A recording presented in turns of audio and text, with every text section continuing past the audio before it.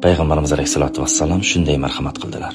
Ummatim o'tish kerak bo'lgan 5 dona qiyalik bor. Hazrat Abu Bakr so'radi: Rasululloh, nima u qiyalik? Rasululloh alayhisolatu vassalom sanadilar. Birinchi qiyalik o'lim va uning qiyinligi. Ikkinchi qiyalik qabrda yolg'iz qolishi. Uchinchi qiyalik munkar nakir, so'roq qiladigan farishtalar, ularning savollari va haybatlari. To'rtinchi qiyalik amallarni o'lchaydigan tarozi va qulning xayrli amallari yengilligi. Beshinchi qiyalik Sirot ko'prigi va uning ingichkaligi. Hazrat Abu Bakr radhiyallohu anhu buni eshitgach, shunaqangi yig'ladiki, 7 osmon va yer o'rtasidagi barcha farishtalar samo ahli yig'ladi. Shunda Jabroil alayhisalom tushdi va dedi: Rasululloh Hazrat Abu Bakrga ayting yig'lamasin. Shu so'zni eshitmadimi?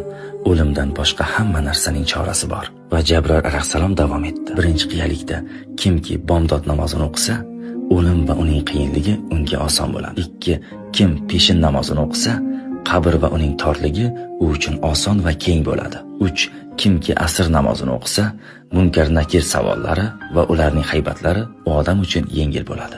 4. Kimki shom namozini o'qisa, u odam uchun tarozidagi amallari yetarli bo'ladi. 5. Kimki xufton namozini o'qisa, u uchun Sirot ko'prigi oson bo'ladi. Aytishadi, kimki namozlarini bo'shashmasdan qilsa, o'lim vaqtida la ilaha illalloh Muhammad rasululloh u uchun osonlashtiriladi. Bu ma'lumotlarni istagan barcha insoningizga yuboring.